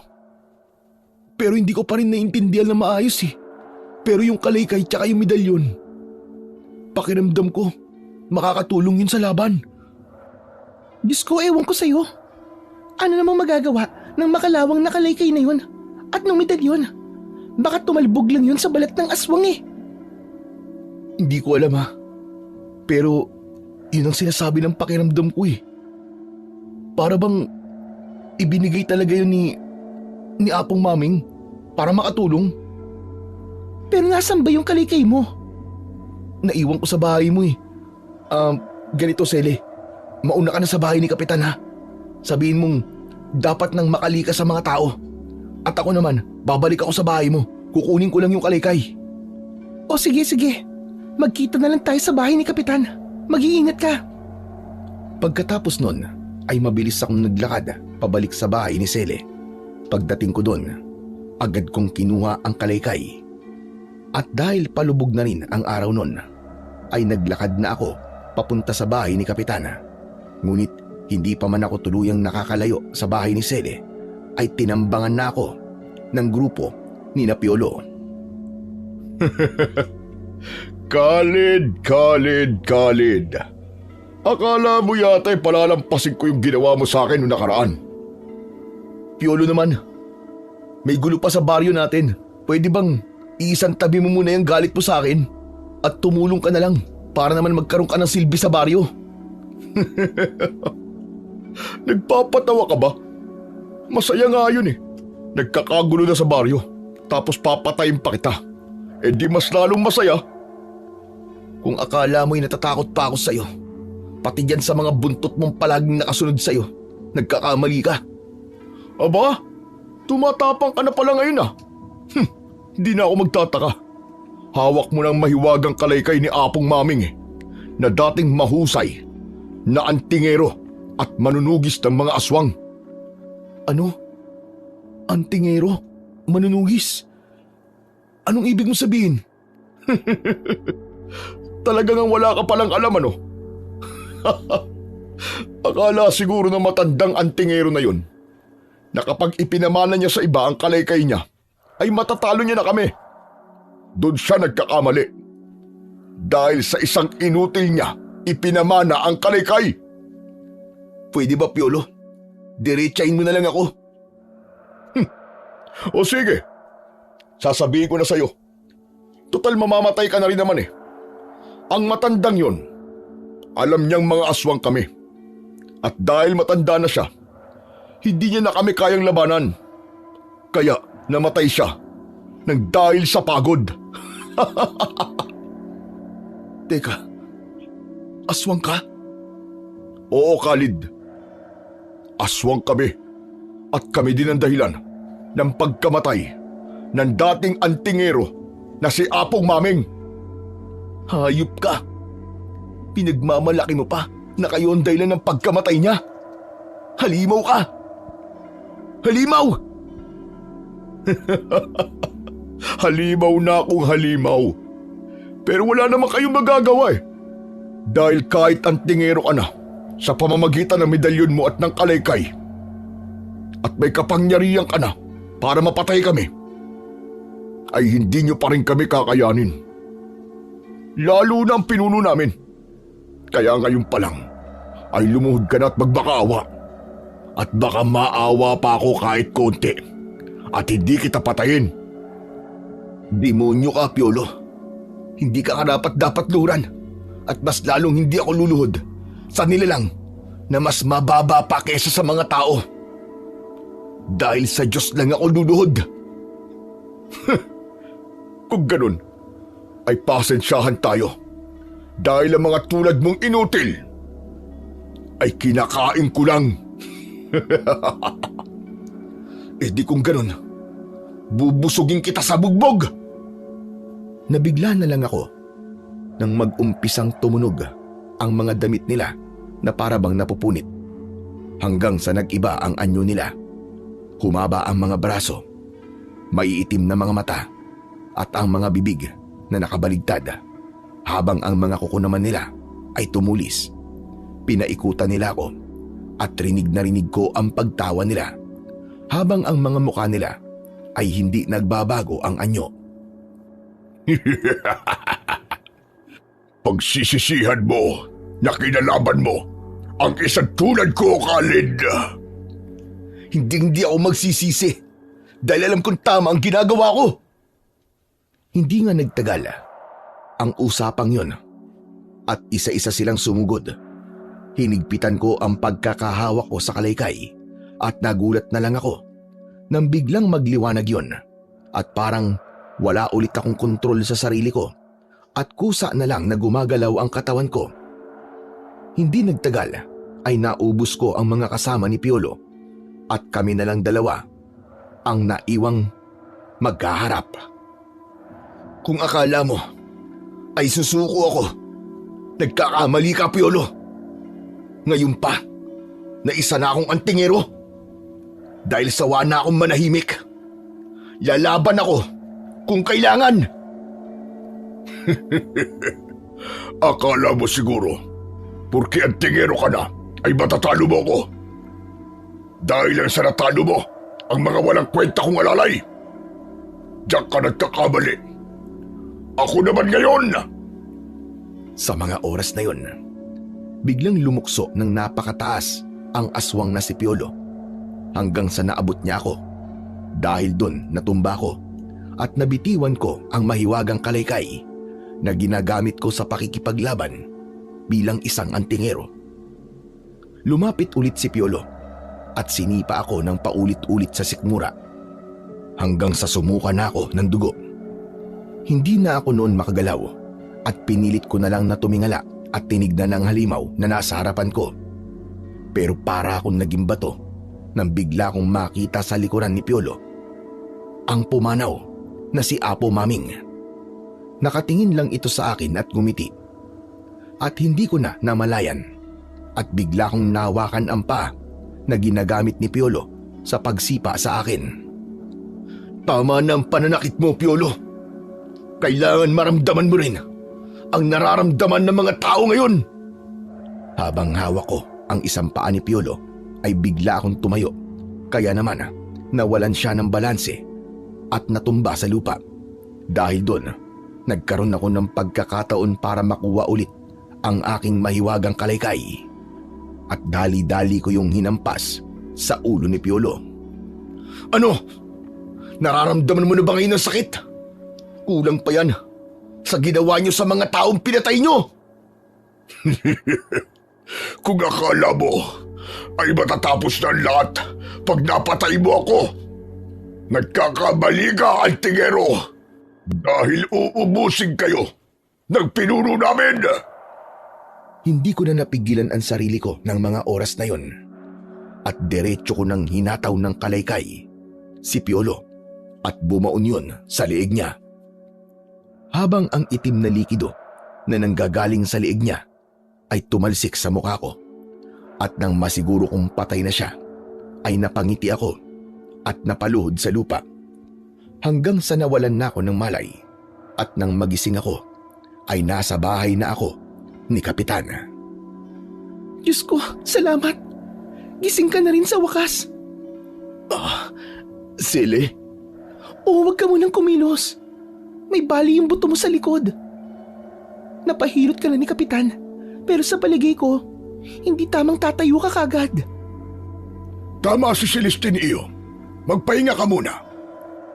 Ano ba kasing nangyari? Bakit may dumi ka sa katawan tapos ang lansa pa? Buti na lang pala nagpasya akong umuwi. Kung hindi, baka namatay ka na doon. Si Piolo, Sele. Si Piolo, aswang siya. Alam namin yun, kasi nung nakita ka namin, katabi mo ang katawan niya. Dahil siguro gabi nun, kaya hindi siya bumalik sa pagiging anyong tao niya. Pero ang mukha niya kalahating tao at kalahating aswang. Kaya, nakumpirma namin na si Piolo yun. Ang mga tulad niya rin ang dahilan ng pagkamatay ni Apong Maming. Kung ganun, tama lang talaga ang hinala natin noon pa. Pero hindi pa tapos ang laban. Kasi may pinuno daw sila At sigurado akong madami pa ang mga tulad niya. Kung ganun iyo, kailangan na maganda ng mga tao. Hindi, Kapitan. Hindi nasasama ang mga tao sa labang yun. Nakita ko ang kayang gawin ng mga aswang na taugan. Hindi sila kayang patayin ng mga pangkaraniwang sandata lang. Pero kung hindi lalaban ng mga tao, hindi na magiging ligtas ang baryong ito. Kaya napag-isip-isip ko po. Ako na lang po ang lalaban sa kanila. Ano bang pinagsasasabi mo, Khalid? Naiibang ka na ba? Kung yung grupo nga ni na Piolo ay nagawa kang puruhan, paano pa kaya yung pinuno nila? Sigurado akong mas malakas yun. Kung yun lang ang paraan para mas maraming mailigtas sa tao, mas gugustuhin ko ng isakripisyo ang buhay ko. Alam mo, Khalid, para kang sira. Kung lalaban ka, sasama ako. Lalaban din ako at hindi mo ako mapipigilan. Nagulat ako dahil biglang tumaas ang boses ni Sele at lumabas siya ng silid at padabog na isinara ang pinto. Teka, Sele! Teka! Pero kasi mapanganib eh! Hayaan mo na muna siya, Khalid. Nag-aalala lang sa'yo ang kaibigan mo. Lalo na't 2 araw kang hindi gumigising. Natural yun sa kanya. Pero hindi niyo po naiintindihan, Kapitan eh. Oo, nagpapasalamat ako kasi inaalala niya ako. Pero kung ipipilit niya ang gusto niya na sumama sa pakikipaglaban sa mga aswang, para siyang kuneho na pumasok sa lungga ng mga leon. Hayaan mo, Iyo, kakausapin ko siya. Pero sigurado ka bang lalabanan mo ng mag-isa ang mga aswang na yon? Opo, Kapitan. Desidido po akong burahin sila sa mundo. At ang mga demonyong tulad nila ay hindi pwedeng maghari-harian dito. Pero sa'yo na mismo nang galing na malalakas sila. Nag-aalala ko na baka pati ikaw ay mapahamak. Mas makakabuti siguro kung may kasama ka at may mga tutulong sa'yo. Kapitan, laban ko po to. At sana maintindihan niyo po yun. Masaya kung may matapang na tao ang gustong ipagtanggol ang baryo dahil sa mga halimaw. Pero paano mo gagawing lumaban kung nasa ganyang kang kalagayan? Kapitan, dahil isa na po akong antingero at nasa akin na po ang maywagang kalaykay at medalyon ni Apong Maming at naiintindihan ko na po kung bakit ibinigay po to sa akin. Dahil may tiwala po sa akin si Apong Maming. Naniniwala siya sa mga kakayahan ko. Teka, ano bang kalaykay at medalyon? Yung ba yung nakasaksak sa leeg ni Piolo? Yung makalawang na bagay na yun? Yung ba yun? Opo, Kapitan. Hindi ko po alam kung kilala niyo po si Apong Maming. Pero ang sabi po sa akin ni Piolo bago kami maglaban, si Apong Maming daw po ay isang antingero noon at manunugis ng aswang. Ang matandang yun.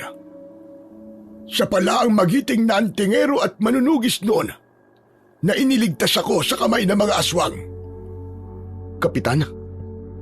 Hindi ko alam na siya pala si Maming dahil nakatakip ang mukha niya noon. Tama ka, Iyo. Antingero at manunugis nga ng mga aswang ang dating may-ari ng mahiwagang kalaykay na yon at ng iyong medalyon.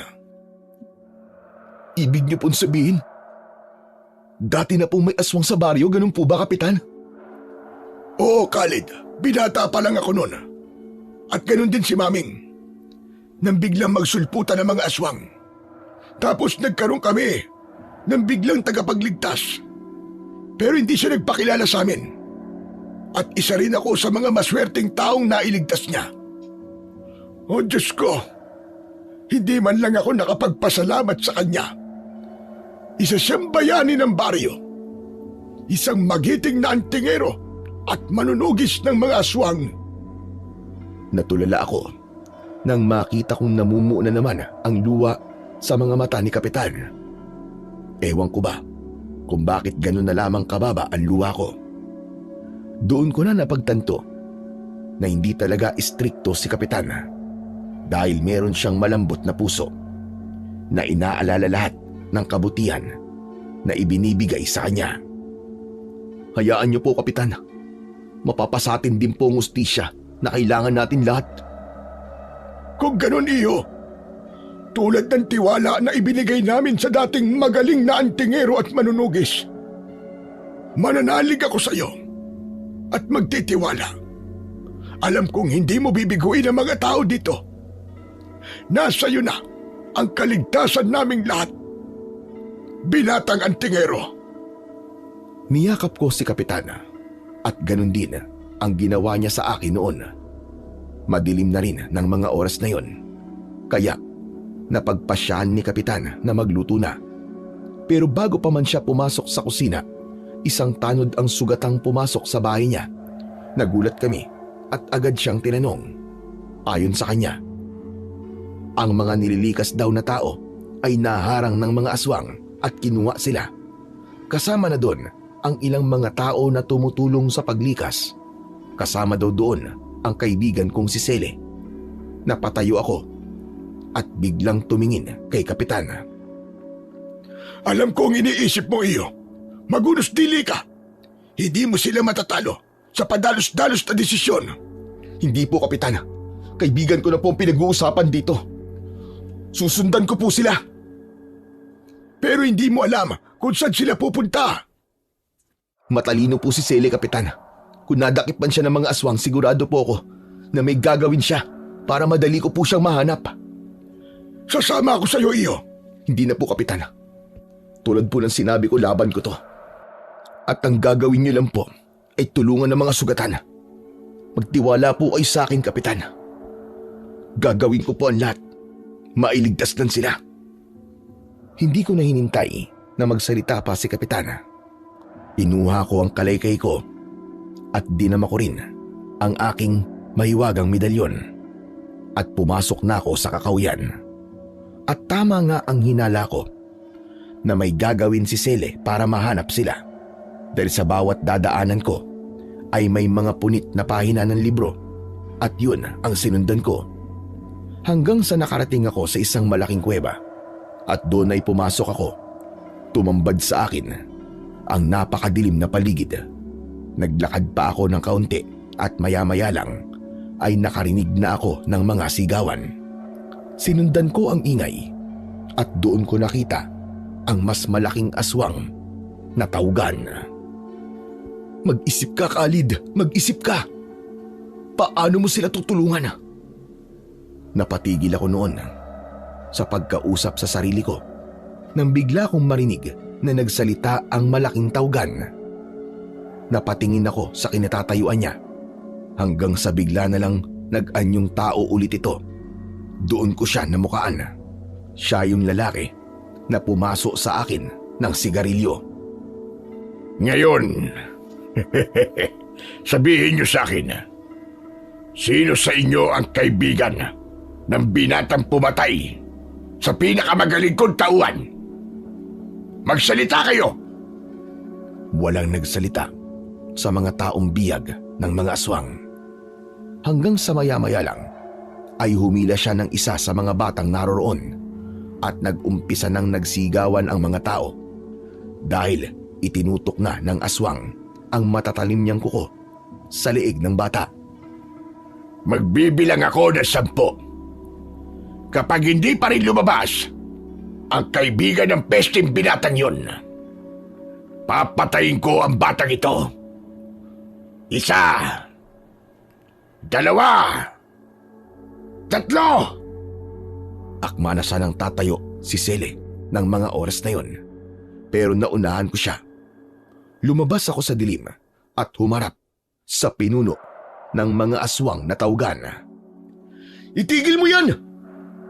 Hindi ka ba naaawa sa bata? Bakit pati sila dinadamay mo?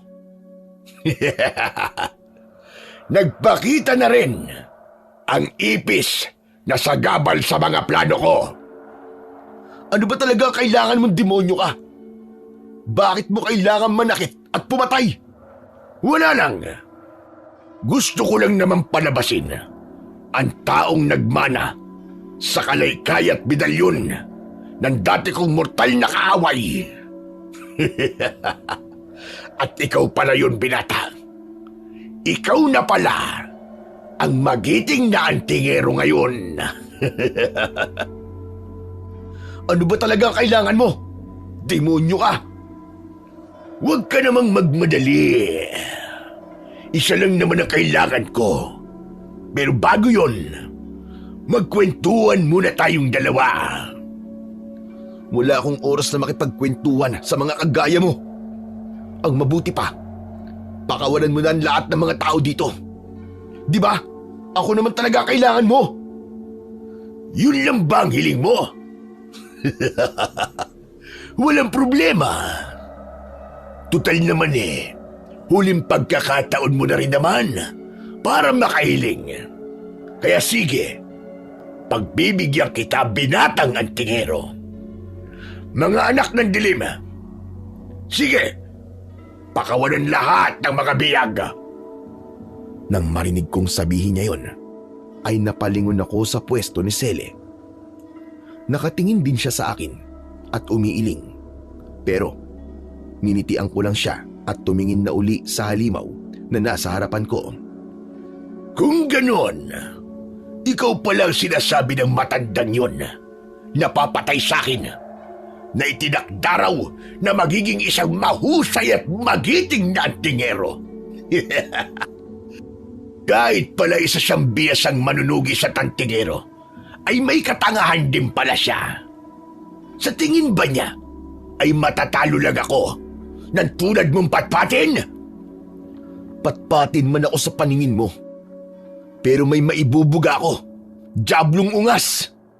Abat, matapang kang bata ka. Huwag ka ng maraming satsat. Maglaban na tayong dalawa. Kung ganon, ano pang hinihintay natin? Umpisahan na natin ang bakbakan. Nang mga oras na yon, ay hinigpitan ko na ang pagkakahawak sa kalaykay ko at nagdasal ako sa medalyon ko. At ilang saglit lang ay isa-isa na ring sumugod ang mga aswang na tawgan at ilan sa kanila ay nasugatan ako.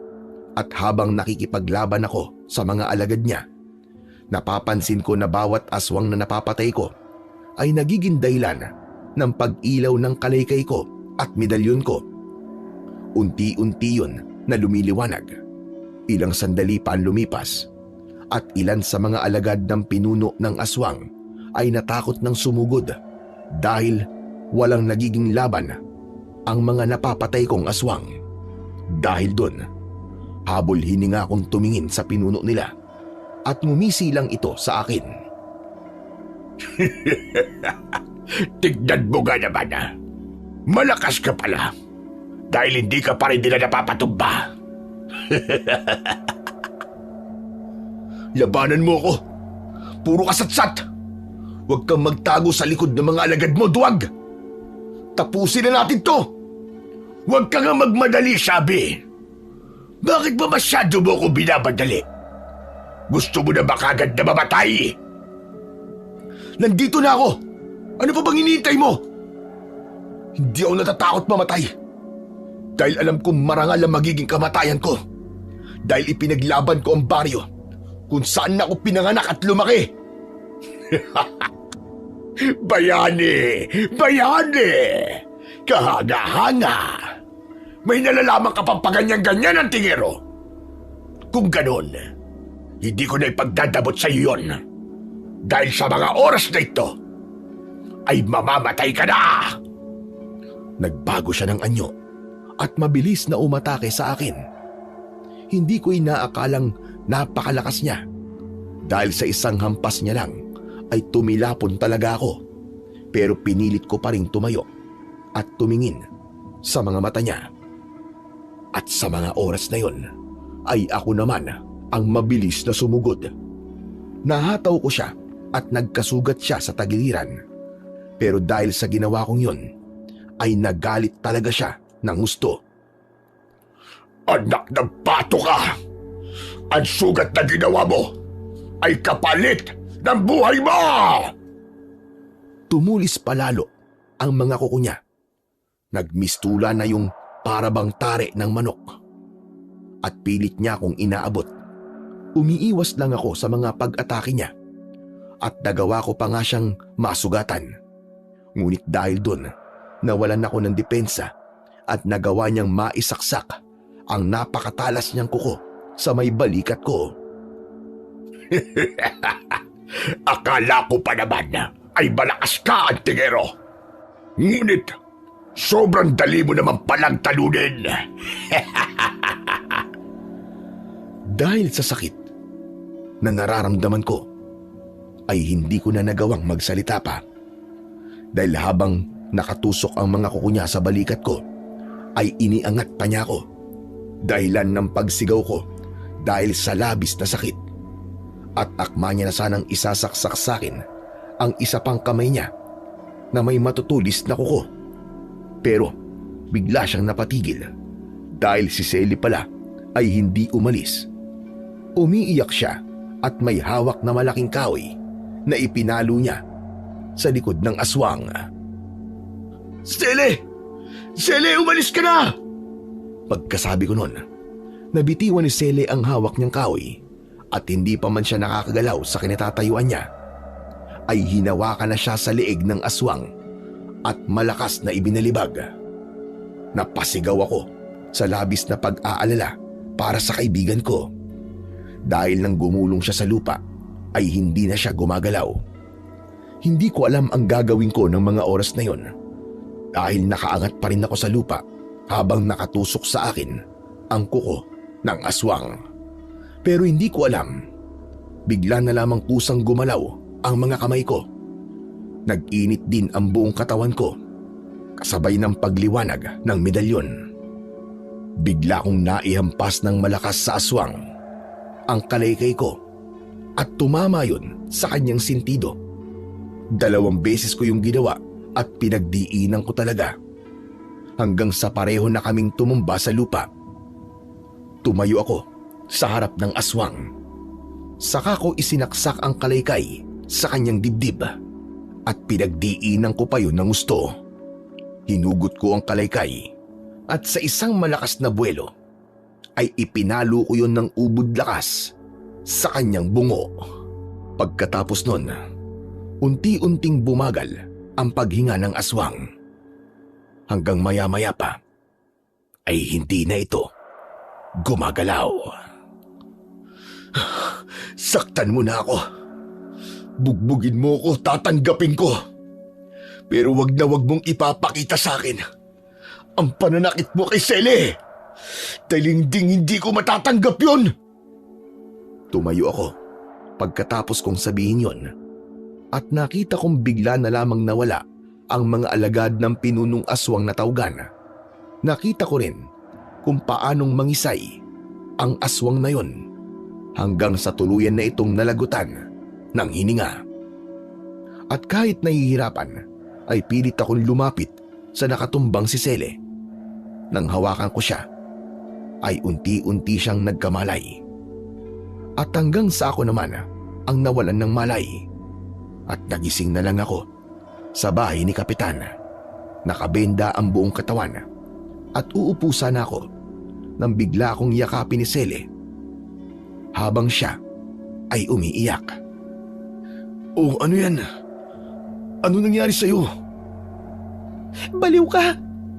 Alam mo ba yun? Masyado mo akong pinag-alala eh. Bakit mo ginawa yun? Ang alin ba? Paalin-alin ka pa dyan. Dahil sa ginawa mo, munti ka lang maging kwento. Ewan ko sa'yo.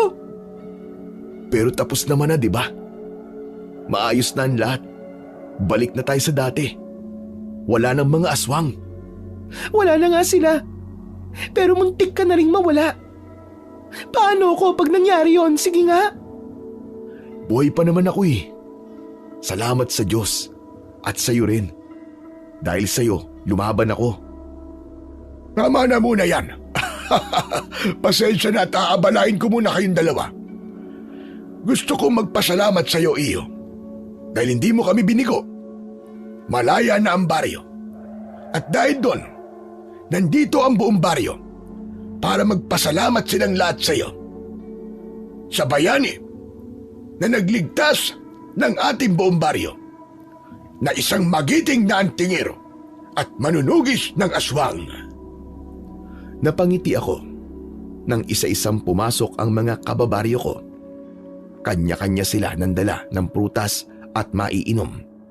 Maliban doon, naramdaman ko rin ang totoong pagmamahal na dati ko lang pinapangarap. Magmula rin ng araw na yon ay wala ng aswang na gumulo pa sa baryo namin. Hindi na rin kami nangangalakal ni Sele dahil binigyan kami ni Kapitan ng negosyo. Nagtitinda na kami ng mga kakanin. At sa kasalukuyan, ang dati kong kaibigan ay misis ko na rin. Akalain niyo yon. Hindi ko inaasahan na kami pala talaga ang itinadhana sa isa't isa. May 2 kaming anak na pareho nang nag-aaral ngayon. Masaya na rin kaming namumuhay dahil mula noon, hindi na kami ulit nakaranas ng panggugulo na dulot ng mga halimaw. Habang ang mahiwagang kalaykay naman at medalyon ay nasa akin pa rin at iniingatan ko pa rin. Para kung sakaling kailanganin ko ulit ay nakahanda ako para maging isang magiting na antingero at manunugis ng mga aswang.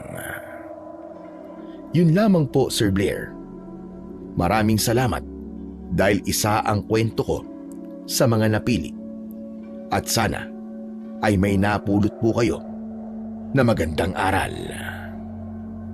Sa kwentong ating napakinggan, pinatutunayan lamang na sa mundong patuloy na umiikot, paalala sa atin na ang kapangyarihan at katayuan ay hindi kailanman dapat maging dahilan upang apihin ang kapwa. Ang tunay na lakas ay nasusukat hindi sa kung gaano natin kayang yurakan ng iba, kundi sa kung paano natin sila iangat kasabay ng ating pag-angat. Sapagkat nasusulat sa Galatia 6:7, huwag kayong padaya, ang Diyos ay hindi napaglalalangan, sapagkat kung ano ang itinanim ng tao, yun din ang kanyang aanin. Kaya sa halip na magtanim ng pang-aabuso, maghasik tayo ng kabutihan, paggalang at malasakit. At sa huli, ang tunay na tagumpay ay hindi nasusukat sa taas ng ating narating, kundi sa dami ng taong hindi natin tinapakan, kundi ating tinulungan, sapagkat ang puso na marunong magmahal at umunawa ang siyang tunay na itinataas ng ating Panginoong Diyos at kailanman ay hinding-hindi ibabagsak. Maraming salamat po sa walang sawa niyong pagsuporta at pakikinig sa aking mga YouTube channel. At huwag niyo rin pong kalimutang mag-subscribe at i-hit ang notification bell para sa mas marami pang makapigilininga na mga kwentong aswang at katatakutan mula sa mundo ng kababalaghan. Hanggang sa muli po, at pagpalain kayong lahat ng ating dakilang Diyos na siyang pinakamakapangyarihan sa lahat.